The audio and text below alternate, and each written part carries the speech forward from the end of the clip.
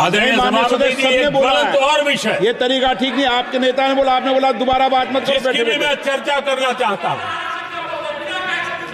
और वो ज्वलंत विषय समान नागरिक संहिता, यूनिफॉर्म सिविल कोड। ये विषय भी संविधान सभा के ध्यान बाहर नहीं था। संविधान सभा ने यूनिफॉर्म सिविल कोड को लेकर के लंबी चर्चा की, गहन चर्चा की, और उन्होंने बहस के बाद निर्णय किया कि अच्छा होगा कि जो भी सरकार चुन करके आए वो उसका निर्णय करे और देश में यूनिफॉर्म सिविल कोड लागू करे। ये संविधान सभा का आदेश था। और बाबा साहब आंबेडकर ने कहा था, जो लोग संविधान को समझते नहीं है, देश को समझते नहीं है, सत्ता भूख सेवा कुछ पड़ा नहीं है, उनको पता नहीं है बाबा साहब ने क्या कहा था। बाबा साहब ने कहा था, धार्मिक आधार पर बने, ये मैं बाबा साहब की बात कर रहा हूं, इतना वीडियो कट करके घुमाना मत।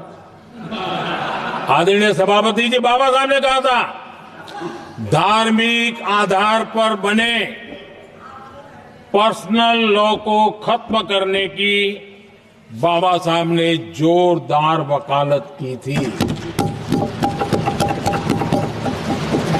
उस समय के सदस्य के.एम. मुंशी जी ने कहा था, समान नागरिक संहिता को राष्ट्र की एकता और आधुनिकता के लिए अनिवार्य बताया था। कमा मुंशी जी ने। सुप्रीम कोर्ट ने भी कई बार कहा है कि देश में यूनिफॉर्म सिविल कोड जल्द से जल्द लाना चाहिए। सरकारों को आदेश दिए हैं सुप्रीम कोर्ट ने, और उसी संविधान की भावना को ध्यान में रखते हुए, संविधान निर्माताओं की भावनाओं को ध्यान में रखते हुए हम पूरी ताकत से लगे हुए हैं सेक्युलर सिविल कोड की। और आज कांग्रेस के लोग संविधान निर्माताओं की भावना का भी, सुप्रीम कोर्ट की भावना का भी अनादर कर रहे हैं, क्योंकि उनकी राजनीति को सूट नहीं करता है। उनके लिए संविधान वो पवित्र ग्रंथ नहीं है, उनके लिए एक हथियार है राजनीति का। खेल खेलने का हथियार बना दिया। लोगों को डराने के लिए संविधान को हथियार बनाया जाता है। आदरणीय सभापति जी, और ये कांग्रेस पार्टी, उनको तो संविधान शब्द भी उनके मुंह में शोभा नहीं देता है। इसलिए जो अपनी पार्टी के संविधान को नहीं मानते हैं, जिन्होंने अपनी पार्टी के संविधान को कभी स्वीकार नहीं किया है, क्योंकि संविधान को स्वीकार करने के लिए एक लोकतांत्रिक स्पिरिट लगता है जो जिनकी रगों में नहीं है। सत्तावाद और परिवारवाद भरा पड़ा है।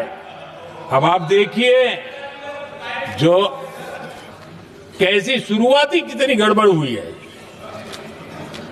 मैं कांग्रेस की बात कर रहा हूं। 12 कांग्रेस की प्रदेश की कमेटियों ने, 12 प्रदेश कमेटियों ने सरदार पटेल के नाम पर सहमति दी थी। नेहरू जी के साथ एक भी कमेटी नहीं थी, नॉट अ सिंगल। संविधान के तहत सरदार साहब ही देश के प्रधानमंत्री बनते हैं, लेकिन लोकतंत्र में श्रद्धा नहीं, खुद के संविधान पर विश्वास नहीं, खुद के ही संविधान को स्वीकारना नहीं, और सरदार साहब देश के प्रधानमंत्री नहीं बन सके और ये बैठ गए। जो लोग अपनी पार्टी के संविधान को, जो लोग अपनी पार्टी के संविधान को नहीं मानते, वो कैसे देश के संविधान को स्वीकार कर सकते हैं।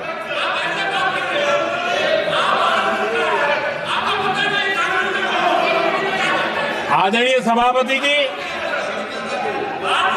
जो लोग संविधान में लोगों के नाम ढूंढते रहते हैं, मैं जरा बताना चाहता हूं। कांग्रेस पार्टी के एक अध्यक्ष हुआ करते थे और वो अति पिछड़े समाज से आते थे। अति पिछड़े, पिछड़े भी नहीं, अति पिछड़े, अति पिछड़े समाज से आते हुए उनके अध्यक्ष श्रीमान सीताराम केसरी जी, कैसा अपमान किया गया। कहते हैं बाथरूम में बंद कर दिया गया, उठा करके फुटपाथ पर फेंक दिया गया। अपनी पार्टी के संविधान में ऐसा कभी नहीं लिखा गया, लेकिन अपनी पार्टी के संविधान को न मानना, लोकतंत्र की प्रक्रिया को न मानना और पूरी कांग्रेस पार्टी पर एक परिवार ने कब्जा कर लिया, लोकतंत्र को नकार दिया।